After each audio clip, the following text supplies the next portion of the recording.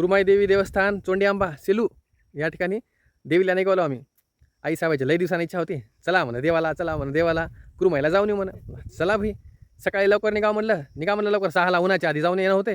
आमच्या आई साहेबांना वाजवले 8 इथंच. आता एवढं उन्हाळ्याचं 8 वाजले एवढा ऊन झालं इथं. बघू आता पुढं काय होते. चला झालं आई साहेब, चला जरासं राहिलं, पोचलो बरं बघा. चला झेंडा दिसायला. चला आलो. मागच्या 10, 15, 20 मिनिटापासून हेच म्हणावं लागेल, आता 2 मिनिटात येते, आता 2 मिनिटात येते, असं करू आता ढोंगर पालतं घातलं बघा. आता मात्र पोचतो आम्ही.